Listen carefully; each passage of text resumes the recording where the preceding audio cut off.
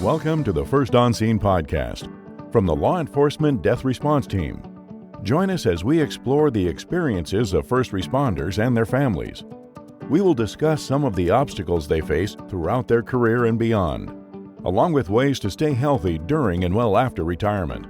This podcast will provide resources for first responders and will share real-life stories to inspire and show the heroic strength we all have and can build on. My name is Todd Thomas, and I am the former chief of police for a mid-sized department in the Midwest. This podcast is brought to you by GoLawEnforcement.com. If you're looking to recruit highly qualified candidates for your agency, or you're looking for a job in law enforcement, GoLawEnforcement.com has one of the largest and most popular listing of law enforcement job openings. A law enforcement death response team, or leader, is a passionate group of law enforcement professionals who volunteer their time to assist agencies and survivors who have experienced a law enforcement death, regardless of the circumstances. The team is comprised of current and former law enforcement officers, licensed mental health providers, and other professionals. Leader provides an immediate response and help with death notifications, stress management debriefings, peer counseling, and family support. They also help with funeral planning, media coordination, and the long-term work of obtaining benefits and other services for the survivors. For this episode, we talk with Kara Weiland, the surviving spouse of Everest Metro Police Department Detective Jason Weiland. Jason was killed in the line of duty on March 22nd of 2017. If you have not listened to the first episode, I would encourage you to. It is an emotional discussion we had with Jason's friend and captain who was there when Jason was killed. And we talked about the lessons that he learned about resiliency and emotional strength from that incident. Jason Weiland, Kara's husband, was shot and killed while responding to a domestic disturbance and multiple shootings in the Wausau, Wisconsin area. Police initially responded to a domestic disturbance call at a bank in Rothschild, where 2 bank employees had been shot and killed. The suspect later killed an attorney at a law office in Schofield before barricading himself inside an apartment complex in the village of Weston. Subject exchanged gunfire with officers from multiple agencies at this complex, and Jason suffered a fatal gunshot wound before the suspect was eventually wounded and taken into custody. The suspect did die of his wounds several days later. Detective Weiland was an 18-year veteran of law enforcement and had served with the Everest Metro Police Department for 15 years. He is survived by his wife, Kara, and 2 young daughters. Now, there are a lot of important things that need to immediately be done to assist survivors and honor a fallen hero. But there is one critically important thing that can and should be done now by every employee in public service, and that is to complete an employee packet, what we describe as an officer's incredible final gift to their loved ones. So most of you are familiar with the packets. For those that aren't, an employee packet is a document completed by the employee that spells out what their wishes are if they're injured or killed in the line of duty. Things like who do they want to notify their family, and what are their funeral wishes, and who would they like to be a family liaison, etc. These packets are confidential and usually kept locked up in an administrator's office with the hopes that they will never get used. You will hear from Kara now and how the employee packet that Jason had on file helped her and her family in those chaotic times after his death. It was, I guess I called it my Bible after everything happened. Everything that was in the packet wasn't a surprise to me. We had discussed a lot of that everyday stuff, the what ifs, if things would happen, and I knew what his wishes were for certain things. But ultimately, after everything happened, I don't know if I would have been able to remember everything because it was a blur. Looking back, I can definitely say that you're just kind of going through motions, and there's tons of things that need to be decided and lots of questions that you have to have answers for, and your mind's really spinning in a fog. So the packet had a lot of that information that the leader team needed, especially to proceed with the funeral arrangements and how they had to move forward. some of the things we weren't able to honor, I know because of location. He had a specific location and things, just because we knew the size of the funeral wasn't going to allow for our church to handle that. So we had to make some arrangements and things, but all the other details of who he wanted to be his point of contact from the police department. And I know from talking with Shane and things that was something he was honored to be selected for, but I think it also put the department at ease that it wasn't something they had to make that decision for. And it also, Jason knew that was somebody that I trusted and that I could count on. So just even that little bit of information was helpful. I guess the other things in there too that you don't necessarily need to know right away is, there's a lot of our financial, where things were, things that down the road, even if it's 6 months down the road, you need to know what was in there. So it was something that I was always referring back to just to make sure I wasn't missing anything. I know that there's details in there now that for when the girls, he wants to make sure that at their wedding that there's a song played. Sorry. But for me, it's a piece of him. So I was very honored that he took the time to do it. I know from working in the field that it's not easy for officers to do. It's one of the last things they want to think about, but I can tell you that it gives you a peace of mind to know that you're not here anymore. So it really helps your loved one navigate the days, weeks, months, like I said, even years. I mean, it's something that I will make sure as the girls grow that we are honoring everything for him. So I actually cherish it. I work for the sheriff's department, and every year the sheriff puts out an email about making sure you update your packet. And I always chime in that I'm willing to share Jason's packet with people. I'm willing to discuss the importance of everything. Even though we had talked about everything, it really was able to give me a peace of mind when people were requesting certain things, that I was making sure that they understood what Jason's wishes were. It wasn't just me saying, this is what should happen. My relationship with Jason's family has always been great. And I feel him having his completed packet has helped maintain that, because they knew I was following his wishes. It wasn't just something that I was wanting to happen. So I'm very grateful that he took the time to fill out his packet. He actually had just updated it a few months prior to him passing, because some things had changed with our employment and things. And he was one that was very detailed. And so he made sure that it was completed. So I know it's something that I actually kind of cherish, just because it's a piece of him that I can still trust and look back on. I'm smiling right now just because Jason had a sense of humor. And in reading some of the things, his sense of humor came through. So seeing his personality in some of it is very heartwarming. It gives me a piece of him to always look back on and even share with his department. I mean, it's something that it's not just mine, it's something the department uses to obviously move forward with a lot of things and to make sure that his wishes were fulfilled. And we had a chance to, I think, use it to actually heal, because it was such a huge traumatic event for the department because of the situation. I feel that it helped them get closure sooner and move forward and know that they were respecting his wishes and not just trying to make something happen. They knew that they were really honoring him and what he wanted.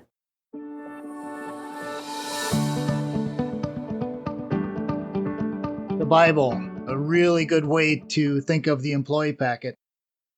So when the leader team responds to assist an agency, and sometimes even before we get there, we are asking the agency to find the packet so that we can determine what our first steps are going to be.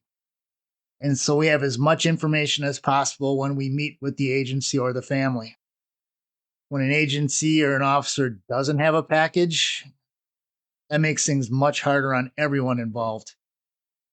One of our first meetings is obviously with the family, and we aren't trying to get them to make any decisions or cause any additional stress on them, but we really are just trying to introduce ourselves, explain to them what the next several hours and days might look like, and help them understand what was in the packet if they were not already aware of it, and to start building that relationship that's going to be really important as they process and move through this tragedy. They are in shock. And we know that this is the most traumatic thing that will happen to them in their entire life, and it will last for the rest of their lives. So their emotional health and well-being is our focus, and we do not want to cause any more trauma. When we can script out for them clearly and in a document what the next days are going to look like, we know that helps. Kara will share with you now her thoughts about that meeting and the process and the importance of it for her.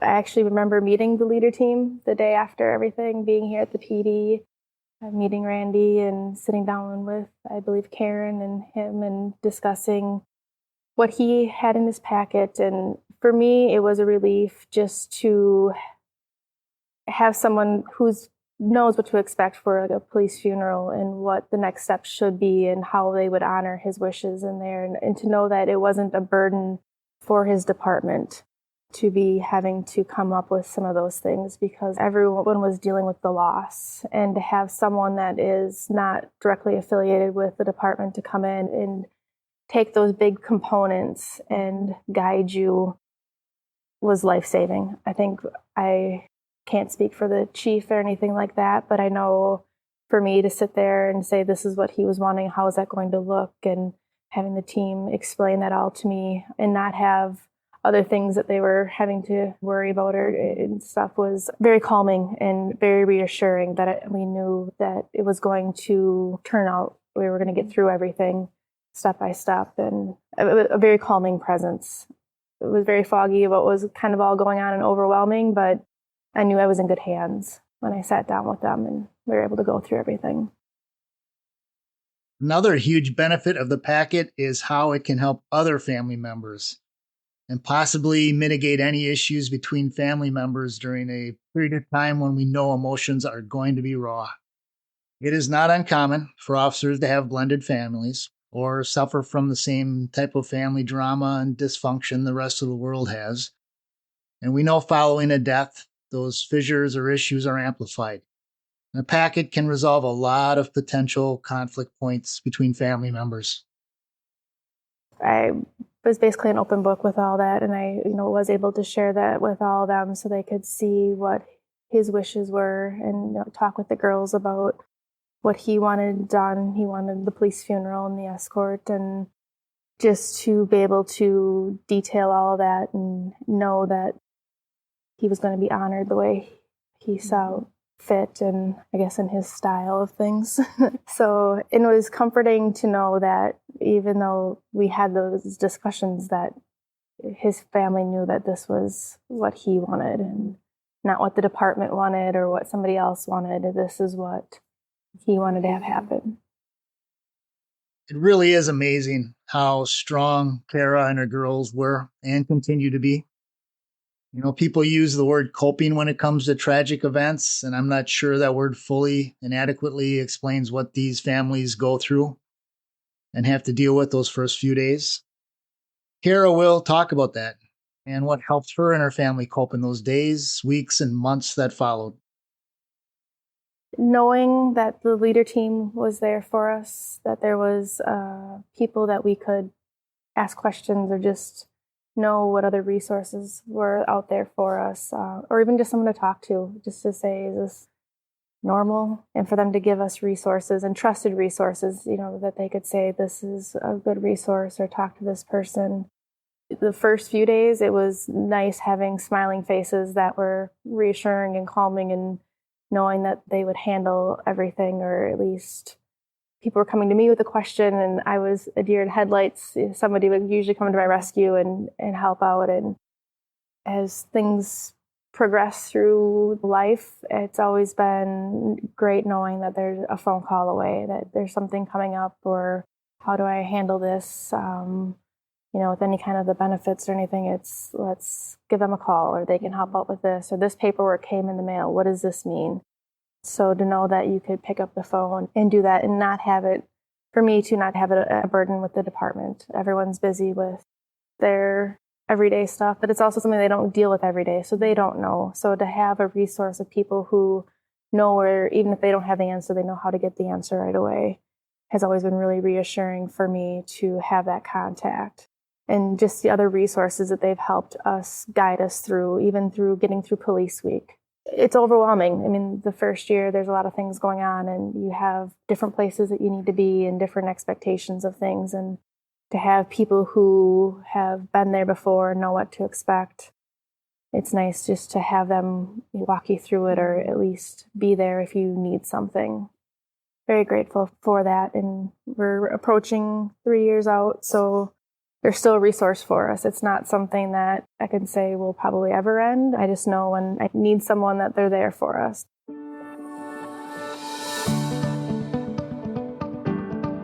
Every summer, COPS, Concerns of Police Survivors, puts together a kids camp for the surviving children of officers. It is a week-long camp held in Wisconsin where children from across the country and their families come together to share and bond, laugh, cry, and make lifelong friendships. My wife and I were blessed to be able to be mentors at the camp for several years, and it is one of the most emotional and impactful things I've ever experienced in my career. Kara talks about that and what the biggest resource for her and helping her daughters was. The biggest one for us has been the kids camp for COPS, Concerns of Police Survivors. We went in 2017. Within that few months we were there, and the girls have made amazing friendships with other kids that are in their same situation throughout the country. And I think Anna can tell you that one of her best friends is in California, and they talk on the phone and they look forward to camp. And having a friend that gets it, to not have, when certain things come up or you're just having one of those days, that she can just call her after school and have that connection. And I think it's also good, the kids, when they're there, and even the parents, there's counseling sessions and just time to meet other people. And I think the counseling sessions for the girls have helped them understand that what they've been going through is typical and it's okay. And they find ways of coping with some of their anger and anxiety and sadness, and to let them know that the grieving process is not a linear thing, and it's not an easy road, but they get resources through COPS, through meeting their counselors, and even after camp, those counselors stay in touch with the families. We're fortunate that the kids camp is actually in Wisconsin, so we get to see a lot of officers from out the state that volunteer, and just making other connections with other people. And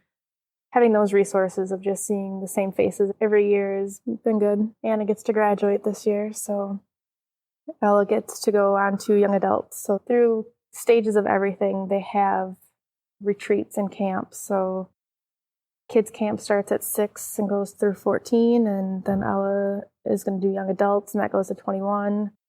They have co-workers retreats. They even have co-workers and spouse retreats. A lot of great resources for people just to even meet other people and just have that connection. In this profession, we witness the absolute worst and most horrific things, but we also see the most incredible and miraculous things. We see pure evil in some, and we get blessed to walk with true heroes and angels on earth. For those who have lost a loved one in the line of duty, they are some of the most inspiring and incredible people that you will ever meet, like Kara and her girls. They show us the true power of resiliency, of faith, hope, and how even though we may face challenges beyond our comprehension, planning and help from our colleagues and coworkers and other compassionate and caring people, we will be okay. We will survive, and we may even thrive. If your agency doesn't have a packet or has one you don't feel is adequate, please speak up. Or another idea is create your own. Give it to a friend or a family member. In the description for this podcast, there is a link to a sample packet form. This link will take you to the Leader resource page where we have free documents for you. And this document is entitled Confidential Line of Duty Death or Serious Injury Document. We want to thank Kara for her willingness to share with us her journey. It is a great example to all of us of the strength of love and hope.